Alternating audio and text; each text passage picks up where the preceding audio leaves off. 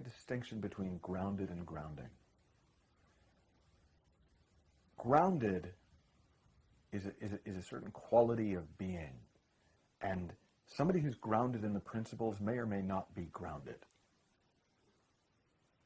There are people who are both, and they're great to be around. There are people who are grounded in the principles, not so grounded in life. There are people who are grounded in life, but have no grounding in the principles. So I want to make that as a clean distinction. So I'm not talking about being grounded, having your feet on the ground, having common sense.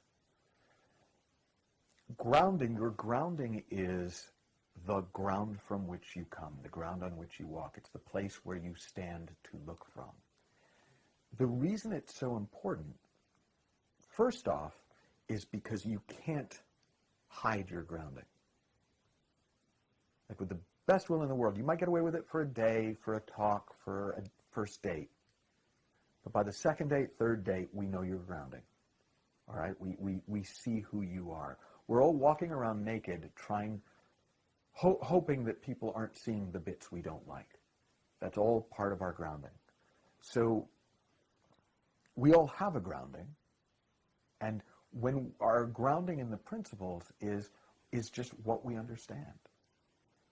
And when you're speaking from your understanding, there's no pushback, because you're only speaking from your understanding. You're not talking about the next cool sounding idea. You're not talking about what somebody else said that you thought sounded really cool. If you're just not being full of crap as best you can, you're talking from what you actually understand. If I did an interview once, and someone asked me, why does Sid sound so frustrated when people ask him to explain the principles? I kind of knew what she meant. I don't know if he was frustrated, but it wasn't a weird question to me. And I have no idea. That's the honest answer. But here's what I make up. Right? Imagine that there's this beautiful vase of flowers in front of you. And you go, oh my God, look at these flowers. And everyone goes, what flowers? You go, can you not see them? I mean, they're stunning. And people kind of get a sense of them from the way you describe them. And they go, wow, can you describe them again? And you go, yeah. And if they came back day after day to ask you to describe the flowers again, I'd get frustrated. Because if they looked at the flowers and not at me, they at least might see them. So I don't know if any of that's true, but your grounding is what you actually see. And when you're speaking from what you actually see, from what you actually understand, it has an authority to it that's undeniable. Somebody may not see what you see, but they know that it's there somehow. It's just a different quality of communication that happens. And so when you see something about thought and you talk about that, people get it.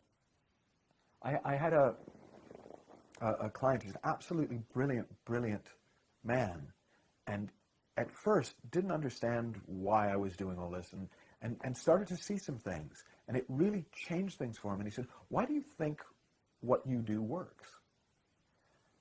And I thought about it, and I said, I think it's because it's true. And that's a big leap for me, coming from an NLP background where everything is subjective, to begin to see that there's actually something outside of the subjectivity, something that the subjectivity happens inside of. Yes, the world of thought is completely subjective, but thought exists. And that, I can't even talk about. I'm finding, I'm kind of, even as we're speaking, getting like, but to see that there is a there, that changed everything for me. And that's part of my grounding. And whatever you see, that's your grounding. And the best thing you can do to become more effective as a coach is deepen your grounding. Nothing will make you better. No skills training will have the impact of deepening your grounding. Because you know what the skills you need for coaching are? Well, you need to be able to speak the same language, ideally, as the client. Listening helps. if you don't know the answer to something, you could ask a question about it. I mean, it's common sense, the skill part of coaching. But depending on what you see, you're going to be able to, if you can only see what your client sees, you can't help them. It's what you can see that your client can't see that will open up the possibility of them seeing something new.